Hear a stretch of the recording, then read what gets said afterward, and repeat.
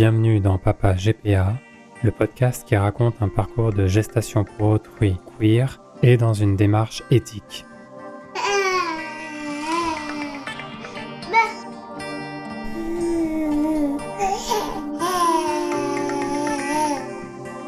Épisode 8, le contrat.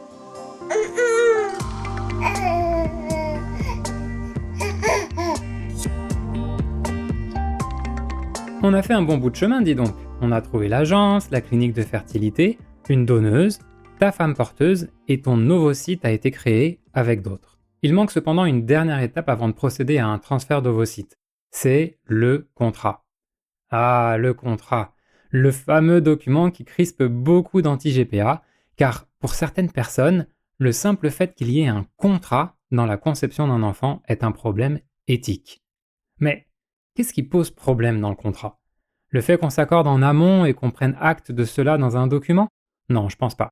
Car nous baignons dans des sociétés de contrats, qu'ils soient écrits ou oraux. Il y en a absolument partout. Donc le concept de contrat en lui-même n'est sûrement pas le problème. Est-ce son application à la procréation qui choque ? Est-ce que contractualiser, c'est dégrader, corrompre la beauté inhérente de l'arrivée d'un enfant au monde ou dans une famille ? Non, car on contractualise bien l'amour dans les mariages. Et d'ailleurs, le contrat de mariage a été considéré, et l'est parfois encore, comme un prérequis pour avoir un enfant. Donc, ça tient pas. Alors, est-ce que c'est la question de l'argent ? J'en ai déjà parlé un bon moment dans un épisode précédent. Si c'était ça, bon, déjà ce serait sacrément hypocrite au regard de nos sociétés. Et surtout, il n'y aurait aucune opposition à une GPA sans compensation. C'est pas comme si c'était les parents qui faisaient du forcing pour payer des sommes monstrueuses. Un peu de bon sens. Est-ce que c'est parce que ce contrat encadre l'usage d'un corps humain ? Non, je pense pas. Ou bien il faudrait mettre en cause les athlètes, les mannequins, les danseurs et danseuses. Est-ce que c'est parce qu'il y a un risque physique dans le fait d'être enceinte ? Je reparlerai des risques dans quelques minutes, mais je pense pas que ça peut être ça, car qu'en serait-il des contrats avec les pompiers, les soldates et soldats, les cascadeurs et cascadeuses, juste pour prendre les exemples les plus évidents. Et si on s'inquiétait vraiment du corps des gens, on ne laisserait personne courir toute la journée dans un hangar Amazon ou porter des charges lourdes. Et la France se remettrait profondément en cause avec ces 2 personnes qui meurent par jour au travail sur son territoire. Un des pires indices de l'Union européenne. Ah, ce doit être parce que tout ce que je viens de citer, ce sont des contrats de travail et que la GPA n'est pas un travail. Ah, la question du travail. Passionnant. Je prendrai le temps de creuser ce point précis dans un futur épisode. Mais même sans travail, il y a des contrats qui encadrent l'utilisation de nos corps, pour les dons de gamètes, ou les accords de consentement à des expérimentations médicales, ou de participation à des événements artistiques amateurs, par exemple. Est-ce que c'est parce que ça relève de l'intimité du corps ? Non, il y a des contrats d'actrices et acteurs porno. Est-ce que c'est parce que le corps de la femme va se transformer ? Non plus, ça remettrait en cause les contrats de consentement pour chirurgie reconstructive ou pour intervenir sur l'obésité comme la chirurgie bariatrique, ou encore les implants, les prothèses ou les traitements hormonaux. Ça peut pas être ça. Tu vois, Aube, j'ai beau tourner et tourner ça dans ma tête et je vois pas. Il faut se rendre à l'évidence. Soit c'est un faux argument qui ne résiste pas longtemps au crash test et qui est là comme une fragile façade d'une haine qui ne dit pas son nom. Soit c'est pas le contrat dans sa globalité qui pose problème, mais peut-être plutôt une clause particulière qui ferait tout vaciller ? Une clause dont le contenu serait si sombre, si inhumain, que ça rendrait toute la démarche terrifiante et la procédure monstrueuse ? Eh ben, tu sais quoi ? Je te propose de regarder ça dans le détail. Partons à la recherche de cette clause maudite, si elle existe. Je t'ouvre volontiers les portes du document qui a permis à tout le monde de s'accorder ensemble, de s'assurer que nous comprenions toutes et tous la même chose et qui, par un lumineux jour de décembre, quelques heures avant la fin de l'année 2022, nous fit dire d'une même voix « Oui, nous voulons voir Aube venir au monde ». Bon, la musique c'est peut-être un peu too much. Reprenons. L'avocat aux USA, on l'a trouvé grâce à un autre papa GPA dans un de ses précieux groupes de discussion. Diana devait aussi en avoir un, et elle a choisi le sien de manière indépendante de nous. Il me semble que c'est l'agence qui lui a conseillé de prendre une des personnes les plus connues sur ces sujets dans son état de résidence. Cet avocat ne défend qu'elle, et nous ne sommes pas en contact avec lui. mais les gestionnaires du compte séquestre le paieront avec notre argent. L'idée étant qu'aucun frais, pas même cela, ne pèse sur la femme porteuse, ce qui est très bien. Alors, que font ces deux cabinets? Eh bien, notre avocat rédige une première version du contrat qui contient tous les éléments sur lesquels nous nous engageons et dans quelles limites. Ces éléments sont basés sur ce qui a déjà été discuté avec l'agence. Plus le cadre de l'agence est clairement défini et les choses ont déjà été discutées en amont, comme ce fut le cas pour nous, plus le travail de l'avocat est facile. D'où là encore l'importance d'une bonne agence. Il soumet cette version initiale à l'avocat de Diana, qui en discute avec elle, la conseille sur certains points, lui propose, selon ce qu'elle lui dit, d'ajouter ou d'enlever du contenu. Cette nouvelle version est renvoyée à notre avocat, qui fait pareil avec nous, etc. Jusqu'à arriver à une version où tout le monde est parfaitement aligné et OK, c'est la version finale. Cet exercice peut prendre entre 1 et 3 mois. Généralement, plus l'une des parties a des souhaits nombreux et complexes, plus cela étend la négociation. En ce qui nous concerne, notre positionnement était assez simple. Au-delà du fait qu'on était content qu'un contrat existe pour clarifier et expliciter clairement les droits et devoirs de chacune, on a décidé de faire confiance à Diana pour prendre soin de toi comme elle pensait que ce serait bon de le faire. Donc on n'avait pas des requêtes particulières. Je vais maintenant te parler de ce que le contrat contient concrètement. Évidemment, j'ai demandé à Diana si elle acceptait que je partage ça dans le détail pour cet épisode. Et aussi à notre avocat qui l'a rédigé en très grande partie. Tous les deux ont accepté, je crois que tout le monde a intérêt à démystifier ce document. Le contrat fait une trentaine de pages, ce qui n'est pas tant que ça comparé à ce que j'ai pu entendre dire ailleurs.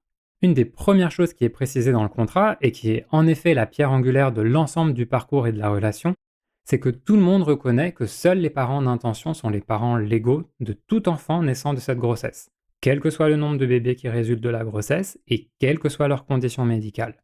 Cela clarifie les responsabilités, protège les parents d'intention dans leur parentalité, mais aussi la femme porteuse sur ce pourquoi elle s'engage. Si des parents changeaient d'avis pendant ou après la grossesse pour X raisons, elles seraient quand même les parents, que ça leur plaise ou non. Il y a 10 ans, une affaire au retentissement mondial avait éclaté. Un couple australien était passé par une GPA en Thaïlande pour devenir parent. Mais à la naissance, sur les deux jumeaux qui naissent, l'un s'avère être porteur de trisomie 21 et d'une malformation cardiaque. Du coup, le couple décide de le laisser à la femme porteuse et elles ne repartent qu'avec l'autre enfant. Bon, eh bien voilà un exemple concret d'une GPA sordide. Bien entendu que rien ne va dans cette histoire. En tout cas, comme raconté du point de vue de la femme porteuse aux médias locaux a posteriori. Et typiquement, dans un contrat bien encadré et bien fait, ce scénario n'est pas possible comme je viens de te l'expliquer. Tu commences à comprendre l'intérêt d'un contrat qui rappelle les droits mais aussi les devoirs de chacune? Continuons. Le contrat rappelle que ni Diana ni son mari n'ont de lien génétique avec toi. Ça, j'en ai déjà bien parlé. Est aussi précisé qu'un seul embryon sera transféré conformément aux recommandations de l'ASRM, l'organisme dont j'ai parlé précédemment avec SIDS. Le contrat indique aussi que cet accord se fait sans contrainte économique ou émotionnelle. Là, on fait référence au processus de sélection que j'ai décrit en détail dans l'épisode où je parle de comment on devient femme porteuse dans un cadre éthique aux USA. Puis le contrat dit vers qui se tourner dans un cas d'urgence si ni ton autre papa ni moi ne sommes joignables ou s'il nous arrivait quelque chose. Comme tu vois, dans ces contrats, on essaye de tout prévoir, même les scénarios catastrophes. Anticiper pour mieux accompagner. Vient ensuite une précision qui parfois fait parler d'elle. Il est demandé à Diana de ne pas avoir de rapport sexuel en dehors de ce que la clinique de fertilité ou son médecin recommande. Certaines personnes anti-GPA voient là une tentative de contrôle du corps et tout le tintouin. Bah oui, quand il s'agit de sexualité ou de procréation, tout le monde s'emballe un peu. Sauf qu'en fait, on veut juste s'assurer que l'embryon qui se développe dans l'utérus de Diana, c'est bien le nôtre, et pas le sien et celui de son mari. T'imagines le pataquès si à la naissance, surprise, en fait, c'est l'enfant biologique de Diana et son mari? Donc il est demandé au couple de pratiquer l'abstention pendant quelques semaines. Puis on arrive à une section sur le mode de vie, l'alimentation, etc. Ce sont des sujets étonnamment intéressants, car derrière des questions anodines sur le quotidien, les repas, etc., on touche deux choses. Petit 1, la question de la confiance et du contrôle, et petit 2, la gestion, pour les parents d'intention, de la frustration de ne pas pouvoir faire cette grossesse soi-même et la tentation de vouloir imposer à une autre ce qu'on aurait voulu faire soi. Et c'est pas rien. Surtout quand l'un des parents d'intention est une femme, j'imagine. Je parlerai plus longuement de la grossesse dans l'épisode suivant, mais ce que je peux te dire dès maintenant, c'est que nous ne nous sommes présentés à Diana avec aucune requête particulière sur son quotidien ou son hygiène de vie. On entend parler de parents d'intention qui exigent que la femme porteuse fasse de la méditation, écoute du Mozart, ne boive que de l'eau, etc. Car tout peut être mis dans un contrat. Et si ton autre papa ou moi, on avait pu être enceint de toi, on aurait sûrement fait tout ça et d'autres choses encore, comme manger 100% bio, ce qu'on a failli demander à Diana. Mais on a réfléchi et on s'est dit, bah non en fait. Car dans notre histoire, nous avons fait appel à une femme pour te porter. Et on a décidé d'avoir confiance en elle, sur sa capacité à prendre soin de toi, de te créer cellule par cellule dans son utérus pendant les 9 mois prévus, de t'aimer à sa manière. Par conséquent, il nous a semblé compliqué d'un côté de dire Diana, on te fait confiance pour veiller sur ce qu'il y a de plus précieux pour nous, et en même temps de lui dicter une liste de choses à faire et à ne pas faire. Alors oui, il est important de se mettre d'accord sur les bases et sur ce qu'on pense être des évidences, mais une fois cela clarifié, ça nous semblait intrusif et infantilisant d'en demander plus. Je pointe pas du doigt les parents qui sont beaucoup plus restrictifs et contrôlants, je connais pas leur histoire. Je dis juste que la confiance est au cœur de cette relation unique en son genre, qu'on le veuille ou non, qu'on le vive avec sérénité ou pas. Mais tu vois, là encore, tout ça manque de cadre et de standard, je trouve. On devrait réfléchir collectivement à ce qui est acceptable de demander et ce qui relève de la tentative d'emprise. Bon, ça c'était notre approche à nous. Maintenant, voilà ce que dit notre contrat en substance. Je cite. La femme porteuse s'engage à faire de son mieux pour avoir un régime alimentaire et un mode de vie qui favorise la bonne santé, le bon développement, le poids normal et la sécurité de l'enfant à naître, et à ne pas adopter un comportement contraire aux instructions de son obstétricien ou son obstétricienne. Ces ajustements doivent également inclure la limitation de la consommation d'aliments transformés et de fast-food. Elle s'engage aussi à ne pas consommer des produits laitiers non pasteurisés, ni d'alcool, ni de fumée, ni d'ingérer, inhaler, injecter ou prendre de quelque manière que ce soit des drogues. Fin de citation. Il y a aussi un paragraphe sur les sprays et colorants pour cheveux, les sports dangereux, etc. Bref, toutes les personnes qui ont déjà été enceintes connaissent cette petite chanson. C'est purement et simplement ce qu'on demande systématiquement pour protéger le bébé, GPA ou pas. Continuons dans le contrat. Il est ensuite question de voyage et de géographie. C'est important car aux USA, la loi sur ces sujets est au niveau des États. Ce n'est pas harmonisé au niveau fédéral. Donc, si Diana accouche dans un autre État que celui qui est prévu, ou pire, dans un autre pays, eh bien le contrat pourrait être considéré comme caduc, ce qui générerait beaucoup de problèmes, à commencer par le fait qu'elle pourrait être considérée comme la mère. Par conséquent, il lui est demandé de rester aux USA pendant la grossesse et, à partir de 24 semaines, de rester dans l'état de son domicile. C'est vrai que c'est contraignant et ça peut créer des situations compliquées. Imaginons par exemple qu'une femme porteuse veuille assister à un événement familial important à l'étranger, comme un mariage ou un enterrement. Eh bien, dans ce cas, le contrat précise qu'il faut que les médecins et les parents d'intention soient d'accord, car tout le monde prend un risque dans ce déplacement. Alors, oui, c'est pénible, mais soyons clairs, ce n'est pas un choix de notre part, c'est un effet de son illégalité dans d'autres pays. On en vient ensuite à la section sur le déroulement de la naissance. Elle notait dans le contrat la conclusion de ce que Diana et nous avons discuté ensemble. Son mari peut être présent dans la salle d'accouchement, tout comme n'importe quelle autre personne qu'elle souhaite. Nous sommes aussi autorisés à être là, auprès d'elle. Elle peut changer d'avis à tout moment, y compris pendant l'accouchement, et dans le cas où pour des raisons d'urgence immédiate, il ne peut y avoir qu'une seule personne à ses côtés, son mari a la priorité sur nous, ce que nous trouvons tout à fait normal. Oui, c'est ta naissance à toi, Aube, et nous sommes tes parents, mais c'est aussi l'accouchement de Diana. Pour finir, le contrat aborde deux sujets graves pour lesquels il faut qu'on prenne un peu le temps. L'avortement et les risques liés à la grossesse. Commençons par l'avortement. Comme pour toutes les grossesses, la question peut se poser. Mais pour les GPA, ça reste très rare, et c'est quasi uniquement que pour des raisons médicales. Pour un sujet qui devrait, je trouve, être très simple, c'est-à-dire le droit inaliénable de tout être humain de disposer de son corps, il y a ici 3 niveaux de complexité. Le premier, qu'absolument tout le monde partage dans le monde, c'est la croyance de chacune, que ce soit une croyance religieuse ou d'État ou intime, sur ce qu'une femme devrait avoir le droit de faire ou non. Toutes les femmes porteuses ne sont pas pour l'IVG. Même beaucoup sont croyantes, contrairement à ce qu'on pourrait imaginer en France. En effet, donner la vie pour certaines, c'est perpétrer la volonté et le don de Dieu. Donc en fait, beaucoup de communautés religieuses accueillent avec bienveillance la GPA aux USA. Alors que la femme porteuse soit pour ou contre l'IVG, peu importe en soi. Il faut juste être très clair sur ce sujet, l'avoir discuté ensemble et en comprendre les conséquences.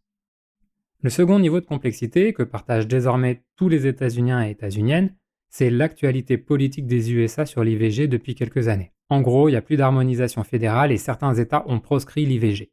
J'espère que tu connaîtras jamais un tel problème. Donc, ça demande un contrat qui tient compte de ces changements en fonction du lieu de signature et qui, le cas échéant, encadre sous quelles conditions la femme porteuse peut aller dans un État où c'est autorisé. Et troisième niveau de complexité, et cette fois-ci spécifique à la GPA, c'est que dans notre cas à nous, il n'y a pas juste la personne enceinte face à son corps dans l'équation. Il y a aussi les parents légaux, donc nous. Comment on fait? Qui décide? Qui a le dernier mot? Eh bien, c'est exactement pour cela que le contrat est ultra important. Parce que c'est au calme, quand ce n'est que théorique et qu'il n'y a aucune tension ni urgence, qu'il faut réfléchir à tout ça. Que dit notre contrat? Il dit que la femme porteuse peut décider d'avorter à n'importe quel moment, tant que cela est légal là où elle est, et qu'elle doit en informer les parents d'intention. De leur côté, les parents d'intention peuvent demander une IVG dans les premières semaines de grossesse et uniquement pour des raisons médicales, la malformation, maladie, etc. Et si cela advient, la femme porteuse peut accepter ou non de procéder à cet avortement. Si elle accepte, tous les frais, y compris de déplacement, sont pris en charge par les parents d'intention, évidemment. Et si elle refuse, donc si elle décide de rester enceinte du bébé contre la demande des parents d'intention, ceux-ci demeurent néanmoins pleinement les parents légaux et doivent donc pendant la grossesse, à la naissance et après, subvenir totalement aux besoins de cet enfant ou ses enfants, quelles que soient les particularités et les conditions. Je trouve pas ça anormal si on considère que la femme est seule décisionnaire sur son corps d'une part, et que les uniques parents sont les parents d'intention. C'est même assez cohérent en fait. Et ça montre bien que le contrat n'est pas au seul bénéfice des parents d'intention comme on l'entend parfois, qu'il protège aussi beaucoup la femme porteuse quand il est bien fait. Après, il faut remettre ça dans un contexte général sur l'avortement. Selon une étude quantitative publiée en 2013 sur BMC Women's Health et menée par Antonia Biggs, aux États-Unis, seuls 12% des avortements se font pour des raisons médicales. Les autres raisons majoritaires sont la solidité économique, le fait qu'elle ne pense pas que le futur père est la bonne personne, c'est quand même 30% des avortements les mecs, ou que le couple préfère se concentrer sur les autres enfants pour le moment.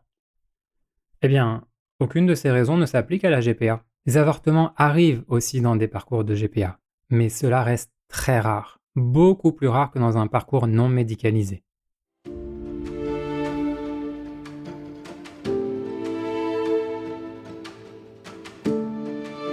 Maintenant, parlons des risques que les femmes porteuses prennent, comme toute femme enceinte.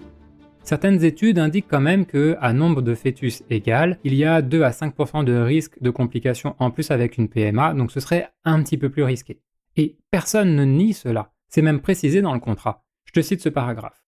Les parties reconnaissent que les procédures médicales envisagées par le présent accord ont été expliquées en détail par un médecin de leur choix et qu'elles ont été informées des risques psychologiques et médicaux, y compris la mort, qui peuvent résulter de ces procédures, de la grossesse et de l'accouchement. Donc, tu entends bien que ce que notre contrat de GPA dit, ce n'est pas que Diana accepte de mourir, comme certains critiques veulent le croire. Ça dit juste qu'elle comprend qu'il y a un risque, comme dans toute grossesse, tout accouchement, toute maternité. C'est quand même pas la même chose. Et là aussi, il faut remettre en perspective. L'enquête nationale confidentielle sur les morts maternelles de 2016-2018 nous rappelle qu'en France, j'insiste, en France, une femme meurt tous les 4 jours en relation à sa maternité. Et que la cause principale, c'est le suicide. On y apprend aussi que 60% des décès sont potentiellement évitables par un meilleur accompagnement des femmes avant, pendant et après l'accouchement. Donc, le problème n'est pas celui de la GPA, où les femmes sont très encadrées. C'est celui de l'accompagnement à la maternité dans son ensemble pour toutes les personnes enceintes.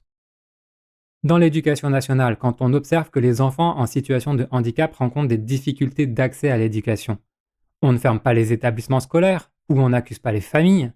On investit, ou plutôt on devrait investir dans l'école et former le personnel, afin de garantir à toutes et à tous une éducation de qualité. Alors pourquoi changer de grille de réflexion pour la GPA? Plutôt que de nous pointer du doigt, on ferait mieux de se battre pour une meilleure prise en charge des femmes en maternité, avec un meilleur financement de la santé publique, un meilleur accès aux soins et à l'accompagnement de toutes les femmes et personnes avec un utérus. Et notamment celles qui vivent dans les départements et les régions d'outre-mer, qui ont 2 fois plus de risques de mourir par rapport à la métropole. Ou celles qui sont migrantes, qui sont aussi 2 fois plus en risque de mourir, nous apprend cette même étude. Là, il y a un vrai combat à mener. Et pour le coup, sur ce sujet précis, il y aurait une bonne raison de ne pas choisir les États-Unis pour faire une GPA. En effet, leur taux de mortalité maternelle est le pire parmi les pays dits industrialisés, avec, dans l'ensemble, un accompagnement bien moins bon qu'au Canada, par exemple. Ça, je le savais pas avant de préparer ce podcast, et je trouve ça éclairant au regard de ce que nous avons vécu. Donc, il faudrait arrêter de nous demander de renoncer à être parents sous prétexte que la bonne prise en charge médicale des personnes enceintes ne semble pas être une priorité de santé publique, et que la santé publique ne semble pas être une priorité d'État. Le contrat se termine par la précision que même si la femme porteuse ou les parents d'intention transgressent l'accord, l'enfant est quand même celui des parents d'intention et qu'aucun emploi et aucune entreprise commune ne sont créés, donc en d'autres termes, que ce n'est pas un contrat de travail. Et voilà, on est au bout de notre contrat, donc finalement, y a rien de foufou, hein. Je sais pas pour toi, mais je vois pas vraiment une ligne qui mériterait de passer devant un juge des bonnes mœurs. Au contraire. Heureusement que ces contrats existent. Je reviendrai dans un futur épisode sur la question de l'éthique, du travail et de la dignité des corps humains. Mais pour que les réflexions soient nourries et fructueuses, je vais d'abord continuer à te raconter notre aventure, ton aventure. Car maintenant, tout est en place. Le contrat est signé et le transfert d'un embryon dans l'utérus de Diana peut se faire. Dans le prochain épisode, je te raconterai comment tu as pris corps et toutes les choses qui se sont passées pendant la grossesse. Tu verras, on s'est pas ennuyé. Alors, à la semaine prochaine!